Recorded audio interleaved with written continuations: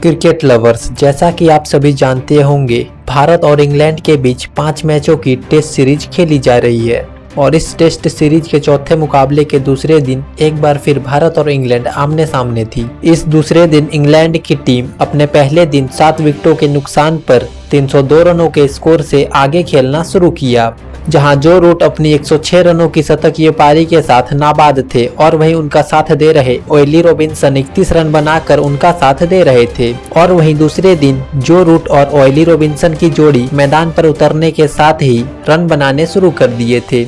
वहीं देखते ही देखते ऑयली रॉबिन्सन ने अपना अर्धशतक भी पूरा कर लिया था और वहीं जो रूट और ऑयली रॉबिन्सन के बीच 100 रनों की पार्टनरशिप भी पूरी हो चुकी थी और वहीं भारतीय गेंदबाज पूरी तरह दबाव में दिख रहे थे। और वहीं जो रूट और ऑयली रॉबिन्सन ने मिलकर इंग्लैंड को 347 रनों के स्कोर पर पहुंचा दिया था। तभी गेंदबाजी के लिए आए रविंद्र जडेजा ने पूरी तरह से सेट हो चुके ऑयली रॉबिन्सन को ध्रुव जुरैल के हाथों कैच आउट करवा दिया और वहीं ऑयली रॉबिन्सन 50 गेंदों पर 58 रन बनाकर आउट हो गए। और वहीं बल्लेबाजी के लिए आए शोएब बशीर को भी रविंद्र जडेजा ने रजत पत्तीदार के हाथों कैच आउट करवा दिया। शोएब बशीर बिना खाता खोले ही आउट हो गए। रविंद्र जडेजा ने एक ही ओवर में 2 विकेट लेकर भारत को मैच में वापस ला दिया था। और वहीं इंग्लैंड की ओर से आखिरी विकेट के रूप में जेम्स एंडरसन बल्लेबाजी करने मैदान पर उतरे।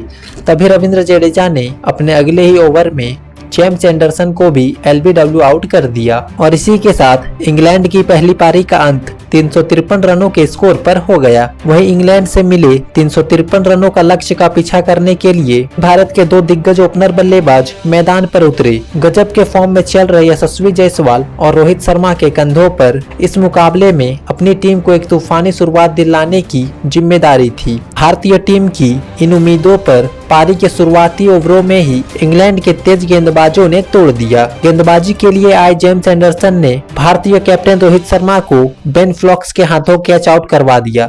रोहित शर्मा 9 गेंदों पर सिर्फ 2 रन ही बना सके और आउट हो गए। रोहित शर्मा के जल्दी आउट हो जाने पर भारतीय टीम की तरफ से बल्लेबाजी करने शुभमन गिल मैदान पर उतरे और यहां से यशस्वी जायसवाल और शुभमन गिल ने भारतीय पारी को संभालते हुए एक महत्वपूर्ण साझेदारी बनाने लगे। यशस्वी जायसवाल हमेशा की तरह इस मुकाबले में भी गजब के फॉर्म में खेल रहे थे और वहीं शुभमन गिल भी धीरे धीरे पारी को आगे बढ़ा रहे थे। दोनों की मजबूत साझेदारी इंग्लैंड की टीम के लिए परेशानी बनती जा रही थी। कैप्टन बेन स्टोक्स पर दबाव साफ तौर पर दिखने लगा था और इसी बीच यशस्वी जायसवाल और शुभमन गिल के बीच एक शानदार अर्धशतकीय साझेदारी पूरी हो गई थी। दोनों की इस धमाकेदार बल्लेबाजी ने इंग्लैंड को पूरी तरह से बैकफुट पर धकेल दिया था। यशस्वी जायसवाल और शुभमन गिल ने मिलकर अपनी टीम को 86 रनों के स्कोर पर पहुंचा दिया था।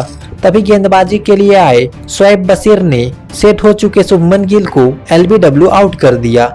शुभमन गिल 65 गेंदों पर 38 रन बनाकर आउट हो गए। सेट हो चुके शुभमन गिल जैसे बल्लेबाज को भारतीय टीम ने गलत मौके पर खो दिया था। अब इंग्लैंड की टीम के पास वापसी करने का बढ़िया मौका था। तभी टीम इंडिया के विकेट गिरने के बाद रजत पत्तीदार बल्लेबाजी करने के लिए मैदान पर उतरे। अभी यशस्वी जायसवाल ने अपने इस मुकाबले में शानदार अर्धशतक को पूरा कर लिया। वहीं रजत पत्तीदार इस मुकाबले में भी बड़ी पारी नहीं खेल सके और गेंदबाजी करने आए शोएब बशीर ने रजत पत्तीदार को भी एलबीडब्ल्यू आउट कर दिया। रजत पत्तीदार 42 गेंदों पर 17 रन बनाकर आउट हो गए। अब भारतीय टीम एक मुश्किल परिस्थिति में थी। वहीं एक छोर से यशस्वी जायसवाल गजब के फॉर्म में बल्लेबाजी करते हुए नजर आ रहे थे और अब उनका साथ देने के लिए रविंद्र जडेजा मैदान पर उतरे थे। और वहीं रविंद्र जडेजा बल्लेबाजी के लिए आते ही एक के बाद एक 2 बड़े छक्के जड़ दिए।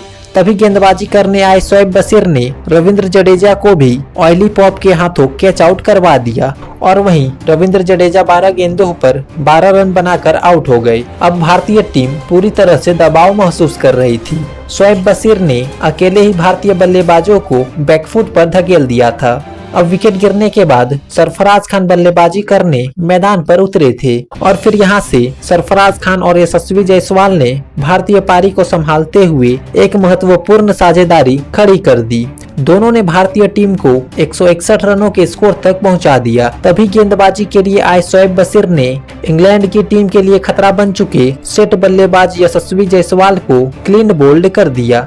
यशस्वी जायसवाल 117 गेंदों पर 73 रन बनाकर आउट हो गए। देखते ही देखते भारतीय टीम अपने टॉप 5 बल्लेबाजों को खो दिए थे। अभी भी भारतीय टीम इंग्लैंड की पहली पारी के स्कोर से बहुत पीछे थे। विकेट गिरने के बाद बल्लेबाजी करने ध्रुव जुरेल मैदान पर उतरे थे। वहीं दूसरी छोर पर सेट हो चुके सरफराज खान को गेंदबाजी करने आए टॉम हाटली ने जो रूट के हाथों कैच आउट करवा दिया। सरफराज खान 52 गेंदों पर मात्र 14 रन बनाकर आउट हो गए।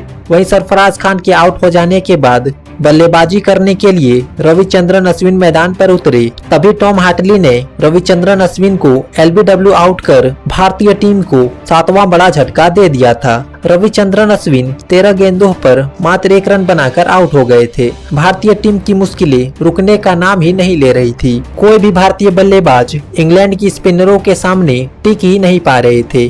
अब विकेट गिरने के बाद ध्रुव जुरेल और कुलदीप यादव बल्लेबाजी करने के लिए मैदान पर उतरे थे और यहां से इन दोनों बल्लेबाजों ने मिलकर भारतीय टीम को विकेट गिरने पर रोक लगा दिया और पारी को संभालते हुए धीरे धीरे आगे बढ़ने लगे।